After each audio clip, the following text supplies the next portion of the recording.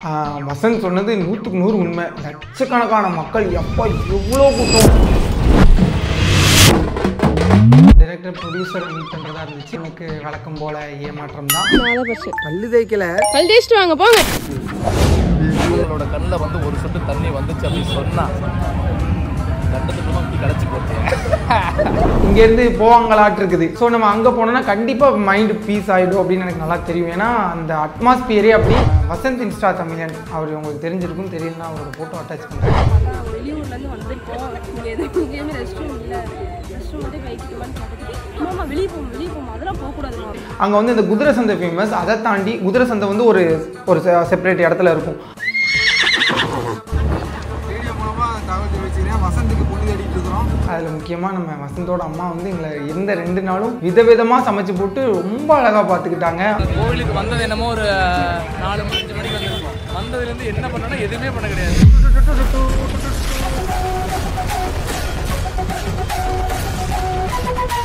எங்கள் சிரிப்பு சொந்தக்காரங்க எல்லாருக்கும் வணக்கம். இந்த விளாக் வந்து ரொம்ப என் மனசுக்கு ரொம்ப பிடிச்ச ஒரு விளாக்.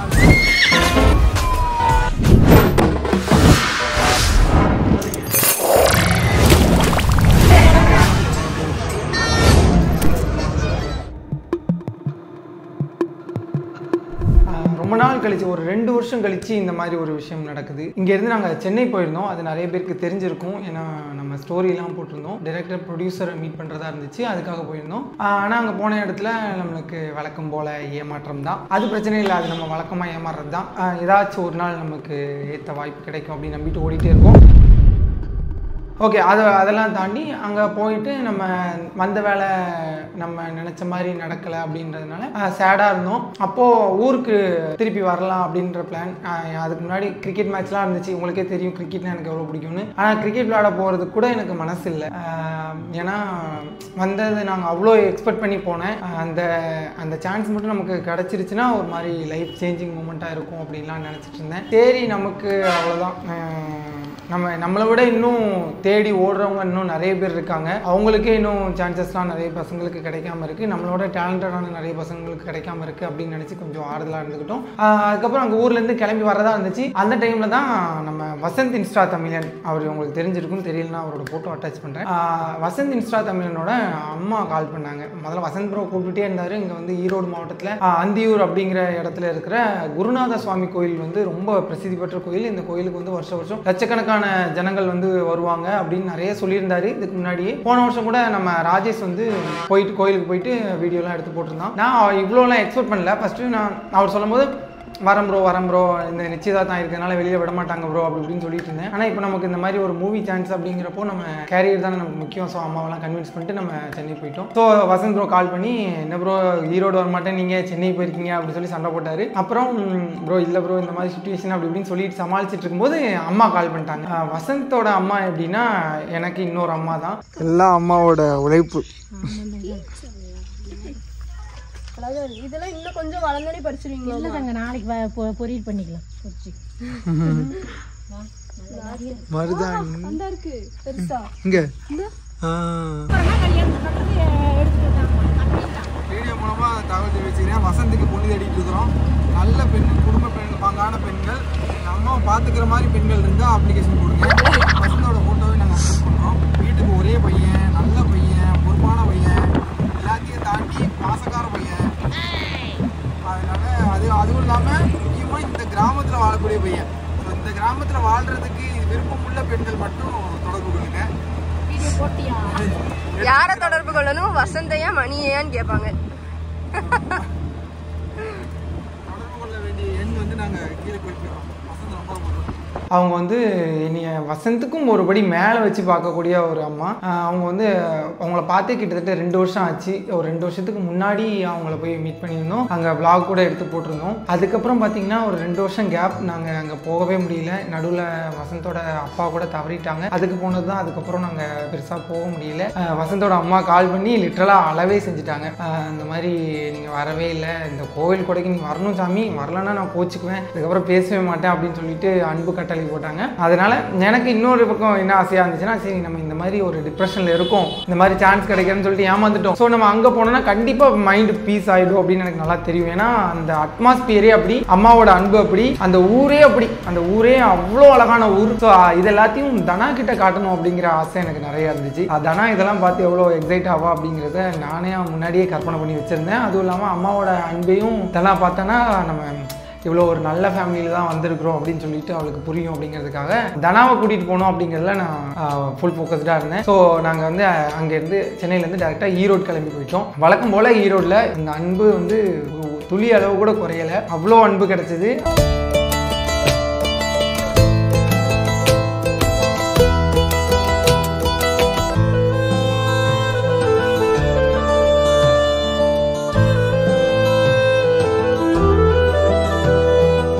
முக்கியமாக நம்ம வசந்தோட அம்மா வந்து எங்களை இருந்த 2 நாளும் விதவிதமாக சமைச்சு போட்டு ரொம்ப அழகாக பார்த்துக்கிட்டாங்க. அவங்களோட ரிலேட்டிவ்ஸ் வீட்டுக்கெலாம் கூட்டிகிட்டு போய், இப்போ நம்ம வீட்டுக்கு யாராவது ரிலேட்டிவ் வந்தாங்கன்னா தான் நம்ம இன்னொரு ரிலேட்டிவ் வீட்டுக்கு கூட்டிகிட்டு போவோம். யாராவது ஃப்ரெண்ட்ஸு நம்ம பையனோட ஃப்ரெண்ட்ஸ் எல்லாம் வந்தால் நம்ம ரிலேட்டிவ் வீட்டுக்கு கூட்டிகிட்டு போகிறதுலாம் கண்டிப்பாக ரொம்ப ரேராக இருக்கும். ஆனால் அவங்க வந்து அவங்களோட ரிலேட்டிவ் வீட்டுக்கெலாம் கூட்டிகிட்டு போய் அறிமுகப்படுத்தினாங்க.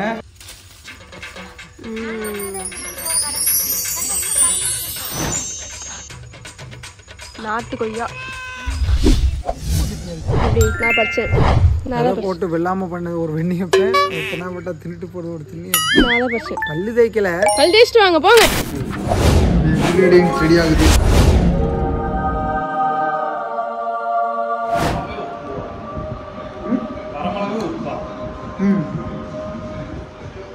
அவங்க இருந்த எல்லாருமே ரொம்ப அன்பாக பார்த்துக்கிட்டாங்க. கண்டிப்பாக அவங்களுக்கு நிறைய கடமைப்பட்டிருக்கோம். ஸோ அங்கே இருந்ததே எங்கள் குடும்பத்தில் ஒரு சொந்தக்காரங்க வீட்டுக்கு போனால் எப்படி இருக்கும் அந்த மாதிரி தான் ஃபீல் ஆச்சு. சமைச்சு போட்டதெல்லாம் எங்கள் சொந்தக்காரங்களை விட ஒரு படி மேலேயே எங்களை கவனிச்சுக்கிட்டாங்க. ஸோ இந்த நேரத்தில் நான் அவங்களுக்கும் நன்றி சொல்லிக்கிறேன். அதே மாதிரி ஈரோடு மக்களுக்கு கண்டிப்பாக மிகப்பெரிய நன்றி சொல்லணும். ஏன்னா நாங்கள் அந்த குருநாத சுவாமி கோயிலுக்கு வந்து இத்தனை வருஷமாக நாங்கள் மிஸ் பண்ணிட்டோமே அப்படின்னு நினைக்க வச்சுட்டாங்க. எனக்கு ரொம்ப ரொம்ப ரொம்ப பிடிச்ச விஷயம் என்னென்னா, அங்கே இருந்த பசங்க எந்த ஊர் கோயில் கூடனாலுமே பசங்க தண்ணி அடிச்சுட்டு அதை ஒரு கெத்துன்னு நினச்சிட்டு பைக்கில் வீலிங் பண்ணிவிட்டு ஏதாச்சும் ஒரு கிறுக்குத்தனத்தை கெத்துன்னு நினச்சிட்டு சுற்றிட்டு இருப்பாங்க. எல்லா ஊர் ஃபங்க்ஷன்லேயும் இதை பார்க்க முடியும். அதுக்கு எங்கள் ஊர் விதிவிலக்கில்லை, எல்லா ஊர்லேயுமே தண்ணி அடிச்சுட்டு சுற்றுறது தான் கெத்து அப்படின்னு ஒரு செட் ஆஃப் பீப்புள்ஸ் இருப்பாங்க. ஆனால் அந்த ஊரில் நான் அப்படி யாரையுமே பார்க்கல. மேபி எங்கேயாவது ஒரு ஓரத்தில் இருந்தாங்களா என்னன்னு கூட தெரியாது. ஆனால் நான் கண்ணால் பார்க்கவே இல்லை. வந்தவங்க எல்லாருமே அவ்வளோ அன்பாக பார்த்துக்கிட்டாங்க. அதை தாண்டி ரொம்ப மரியாதையான பீப்புள்ஸ். கொங்கு மண்டலத்தில் முக்கால்வாசி பேர் அப்படி தான், ரொம்ப மரியாதையாக தான் பேசுவாங்க. சண்டை போட்டால் கூட ஏனுங்க வாங்க போங்க அப்படின்னு தான் சொல்லிட்டு ரொம்ப அன்பாக தான் பேசுவாங்க. இது கோவில் திருவிழாங்கிறப்போ எல்லாருமே ரொம்ப மரியாதையாக நடந்துக்கிட்டாங்க, ரொம்ப அன்பாக பேசிக்கிட்டாங்க. அங்கே போயிட்டு ஒரு 1 வீக் இருந்ததுல எங்களுக்குமே அந்த கொங்கு மண்டல லாங்குவேஜ் கொஞ்சம் கொஞ்சமாக வர ஆரம்பிச்சிச்சு. குறிப்பாக அது என்ன வார்த்தைன்னா, இங்கேருந்து போவாங்களாட்டு இருக்குது அந்த ஒரு வார்த்தை வந்து எங்களுக்கு நாங்கள் சென்னையில் வச்சு ப்ராக்டிஸ் பண்ணி பார்த்துருக்கோம்.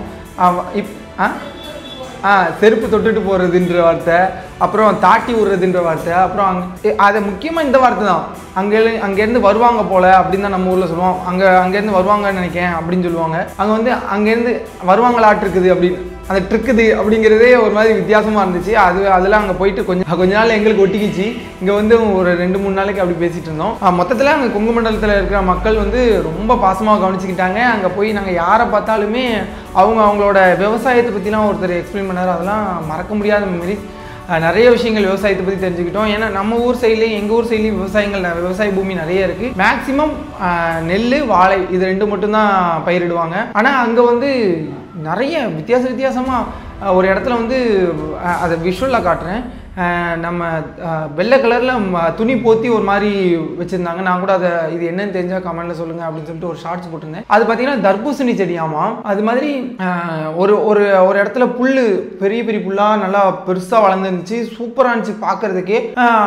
அது வந்து என்னன்னு கேட்டால் அது ஆட்டு தீவனம் தான். இது எந்த வகையிலையும் பயன் கிடையாது, ஆட்டு தீவனமாக தான் பயன்படுது. அதுக்காக இவ்வளோ வளர்க்குறாங்களா அப்படிங்கிற மாதிரி ஆச்சரியமாக இருந்துச்சு. எங்கள் வசந்த் வீட்டுக்கு பக்கத்துலேயே வந்து நிலக்கடலை பயிரிட்டு இருந்தாங்க. இப்படி என்னை பொறுத்த வரைக்கும் ஈரோடுனா மஞ்சள் மாநகரம், மஞ்சள் விளையும் பூமி அப்படின்னு சொல்லிட்டு நான் நிறைய செடிகளை மஞ்சள் செடி தான் நினைச்சேன். வசந்த் வீட்டுக்கு ஆப்போசிட்லயே வந்து இருந்தது பார்த்தீங்கன்னா மக்காச்சோளம். இப்படி நிறைய டிஃப்ரெண்டாக நிறைய பயிரிட்டு இருந்தாங்க. ஸோ அங்கே பார்க்கவே அந்த இடமே ஒரு மாதிரி பச்சை பசேல்னு ரொம்ப அழகா இருந்துச்சு. அங்கங்கே கோயில்களை பார்க்க முடிஞ்சிச்சு. இதான் அம்மா சொன்ன முனியப்ப சாமி. ஓட்டு வீடு, காரை வீடு, அழகழகா அந்த விண்டேஜ் லுக்கில் நிறைய வீடுகள் இருந்துச்சு. எங்களுக்கு அங்கே ட்ரெஸ்ஸு நாங்கள் நிறைய ட்ரெஸ்ஸஸ் எடுத்துகிட்டு போகல. சென்னைக்கு ஒரு நாள் பிளானில் போனதுனால மொத்தமே 2 ட்ரெஸ் தான் எடுத்துகிட்டு போயிருந்தோம். அதனால எங்களால் விண்டேஜ் லுக்குக்கெலாம் வீடியோ எடுக்க முடியல. ரொம்ப கஷ்டமாக இருந்துச்சு. ஐயோ வீடியோ எடுக்க முடியாமல் போச்சு இவ்வளோ தூரம் வந்து அப்படின்னு. அதுக்கப்புறமா கோயிலில் பார்த்ததெல்லாம் சொல்கிறேன். வசந்த் சொன்னது 100க்கு 100 உண்மை. லட்சக்கணக்கான மக்கள், எப்போ எவ்வளோ கூட்டம்.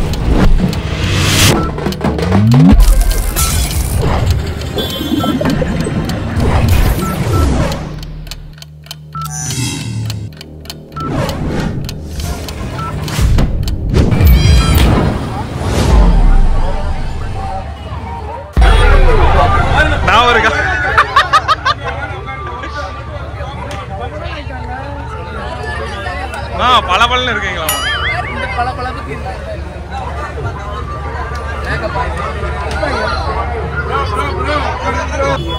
ரொம்ப நாளுக்கு அப்புறம் ஸ்ரீராம் ஆமாடா பளபளம் தானே தெரியுறேன். மேலுமே கொஞ்சம் பளபளம் தான் இருக்கிறேன். திருவிழா உங்க ஊருக்கு வந்துருக்கோம். இது எங்க ஊர்ல பக்கத்து ஊர். நாங்கள் பக்கத்து ஊர் திருவிழாக்கு வந்துக்கிறோம். இருந்தாலும் உங்களை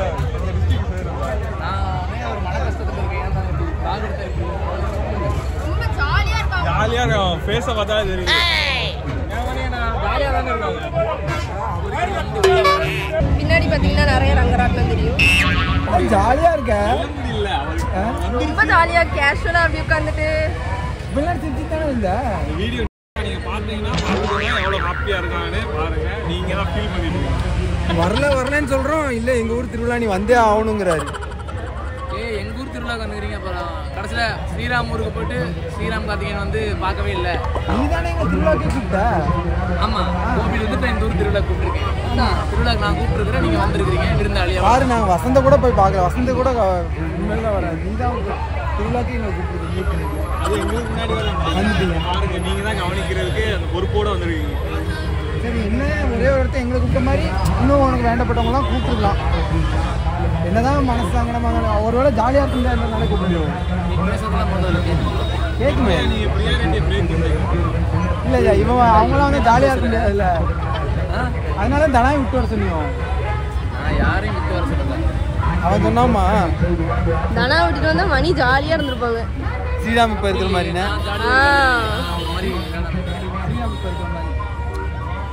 ஸ்ரீராம் கார்த்திகேயன் வந்து மற்றவங்களோட சந்தோஷத்தை வந்து இதெல்லாம் கட் பண்ணிருக்கீங்க தானே? கட் பண்ணிருக்கீங்க தானே? ஜாலியாக எடிட்டர் அவங்க தான். ஸ்ரீராம் கார்த்திகேயன் நான் வாண்டரா மற்றவங்களுக்கு சந்தோஷமா அதை பண்ணி கொடுத்துட்டு இருக்கிறேன். எடுத்த வாய்ஸை சொல்லுங்கண்ணா. ரஜினி வாய்ஸ் கேட்காது மணி. ரஜினி சாரோட வாய்ஸ் வந்து இப்போ ஸ்ரீராம் கார்த்திகேயன் ஆகிய எங்கள் அண்ணன் வந்து பேச போயிருக்கோம். மைக் இல்லாத காரணம் எப்படின்னா, இப்போ மைக் இல்லாத காரணம் கூலி படத்தில் ரஜினி சார் வந்து ஓகே இப்படி சிவம்பாரா சிவான்னு சொல்லி சொன்னால் எப்படி இருக்குமோ அதை வந்து மைக் இல்லாதனால வந்து கொஞ்சம் வாய்ஸ் ஒரு மாதிரி தான் வரும். அதனால அட்ஜஸ்ட் பண்ணிக்கலாம். உனக்கெல்லாம் கேட்க மாட்டேங்குது. கேட்குதா? இப்போ என் வாய்ஸ் கேட்குது. மிமிக்ரி பண்ணும்போது கேட்குதான் பாரு. ஓகேவா? பண்ணும்போது கேட்குதா? அப்படி இப்படி தான். இதனால தான் இந்த இன்சல்ட் பண்ணுறவங்க முன்னாடி நம்ம பர்ஃபார்மன்ஸ் பண்ணக்கூடாது.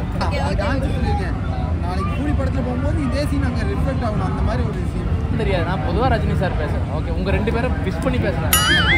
எப்படி? ஓகே, இப்போ நல்ல கண்டென்ட் எடுத்துட்டேன். அதனால் எடிட் பண்ணாமல் போட்டுருவாங்க. என்னென்னா ரஜினி சார் வந்து இப்போ இவங்களை வந்து என்கேஜ்மெண்ட் ஆகிருக்கல, அது வந்து விஷ் பண்ணுறாரு எப்படின்னு. ஓகே, ரொம்ப சந்தோஷமாக இருக்குது. இது மாதிரி வந்து மணிகண்டன் தானே அவங்களோட வந்து ஃபங்க்ஷன் கேட்கறது மாதிரி வந்து ஒரு நிமிஷம் மோடியில் உட்காரு. அதாவது வந்து என்கேஜ்மெண்ட் ஆகிருக்கு அப்படின்னு சொல்லி உங்களோட வாழ்க்கைக்குள்ளே போகிறீங்கன்னு சொன்னீங்க. அதுக்கு வந்து வாழ்க்கை உங்களுக்கு வாழ்க்கை. அதாவது வந்து மணியை பற்றி சொல்லணும் அப்படின்னு சொன்னால் வந்து ரொம்ப வந்து ஒரு நல்ல மனிதர் அப்படின்னு வந்து யாருக்குமே தெரியல, எங்களுக்கு மட்டும் தெரியும். சொல்லி இன்னொரு வந்து இதே மாதிரி சிரிச்சுட்டே சந்தோஷமாக இருக்கணும் யாருக்குன்னு சொல்லி நீங்கள் வந்து அவர் நல்லா பார்த்துக்கணும் அப்படின்னு சொல்லி ரொம்ப அழகாக இருக்கீங்க பேரா பார்க்கும்போது. ஓகே, வந்து கண்டிப்பாக உங்கள் கல்யாணத்தில் வருவே. இவங்களோட கண்ணில் வந்து ஒரு சொட்டு தண்ணி வந்துச்சு அப்படின்னு சொன்னால் கண்டத்துக்குமா இப்படி கடைச்சி போட்டேன். நன்றி அப்படின்ட்டு அவர் போயிட்டார். அவ்வளோதான். அது அவனுக்கு டிஃபால்ட்டுப்பா. ஆக்சுவலாக மணி பார்த்தேன். ஃபோட்டோ பார்க்கும்போது ரொம்ப நல்லா இருந்துச்சு. ஐயோ, கேட்டதே இல்லையா? சூப்பர். ஆக்சுவலாக பார்க்கும்போது ரொம்ப சந்தோஷம்டா. லவ்யூடா. பக்கத்தில் என்ன கிஸ் ஆக்சுவலாக நல்ல கப்புள்ஸுங்க அவங்க. அழகாக வீடியோ போடுவாங்க. நல்லா இருந்துச்சு, க்யூட்டாக இருந்துச்சு. இடத்துல கூட அந்த பைக்கில் எங்கே ரொம்ப தூரம் போனீங்க, எங்கே போனீங்க? இப்போ காட்டுக்குள்ளே போனீங்க வண்டியில் 2 பேர் ஜோடியாக. ஆக்சுவலி உங்கள் வீடு தான் பார்த்தேன். ராயல் என்ஃபீல்டு உட்கார வச்சு கூப்பிட்டு போனேன். ராயல் பிள்ளைலாம் கூப்பிட்டு போனேன். நல்லா இருந்துச்சு, சூப்பராக இருந்துச்சு. அதை நிறைய பேஜ் தான் ப்ரொமோஷன் பண்ணி போட்டாங்க ராயல் என்ஃபீல்டு கம்பெனிக்கு. நல்லா இருந்துச்சு, நல்லா இருந்துச்சு. அவ்வளோதான். அதுவும் ஒரு 10 நாள் திருவிழா நடக்கும் போல் கடைசி ஒரு 5 நாள் செம்ம கிராண்டாக நடந்துச்சு. அதுவும் இந்த டைம் வந்து வியாழன் வெள்ளி சனி ஞாயிறுலாம் வந்துச்சா, அந்த வெள்ளிக்கிழமையே கூட்டம் அளவு கட்டுக்கடங்காத கூட்டம். எனக்கு அதுதான் ஆச்சரியமா இருந்துச்சு. அத்தனை லட்சம் மக்கள் வந்த இடத்துலையும் யாருமே ஒழுக்கத்தை தாண்டி தப்பாக, அதாவது குறிப்பாக இந்த பெண்களை பார்த்து தப்பாக கமெண்ட் பண்ணி அதை கெத்துன்னு நினச்சிக்கிறது, 4 பசங்களோட சேர்ந்துட்டு ஏதாவது பெண்களை பார்த்து பேட் கமெண்ட் பாஸ் பண்ணுறது, இந்த மாதிரிலாம் இருக்கும்ல. இது நான் நிறைய இடங்களில் பார்த்துருக்கிறேன். அதை கெத்துன்னு நினச்சிட்டு நிறைய இடத்துல பண்ணுவாங்க. இங்கே வந்து அந்த மாதிரி ஒரு விஷயமும் இல்லை. பசங்க என்ஜாய் பண்ணுறாங்க, அவங்கவுங்க கூட்டத்துக்குள்ளே என்ஜாய் பண்ணுறாங்க. பெண்கள் வந்தாங்கன்னா கூட்டத்தில் இடிச்சிடக்கூடாதுன்னு விலகி போகிறதெல்லாம் பார்க்க முடிஞ்சிச்சு. அவங்களோட கண்ணோட்டம் முதற்கொண்டு ரொம்பவே டீசெண்டாக இருந்துச்சு. இது வந்து நான் மற்ற இடத்துல பெருசாக பார்த்ததில்லை. ஸோ ஈரோடில் அந்தியூர்ன்ற பகுதியில் இந்த மாதிரி குருநாத சுவாமி கோயில் அப்படின்னு சொல்லிட்டு ஒரு கோயில் இருக்குது. அந்த கோயில் ரொம்ப ஃபேமஸான கோயில். வருஷம் அதுக்கு வந்து இந்த மாதிரி திருவிழா நடக்குது. இந்த திருவிழாவுக்கு நீங்கள் போகணுன்னு நினச்சிங்கன்னா தாராளமாக போகலாம். ஏன்னா நீங்கள் வேறு எந்த நம்ம பெருசாக நம்ம குடும்பத்தோடு போகணுன்னா நம்ம யோசிக்கிற ஒரே விஷயம் அதாக தான் இருக்கும். அத்தனை லட்சம் மக்கள் வராங்கன்னா பாதுகாப்பு குறைபாடு இருக்கும், ஏதாச்சும் தேவையில்லாத பிரச்சனைகள் வரும் அப்படின்னு சொல்லிட்டு யோசிக்கலாம். நீங்கள் அந்த மாதிரி யோசிக்க வேணாம். போலீஸ் பந்தோபஸ்து அவ்வளோ அழகாக போட்டிருந்தாங்க.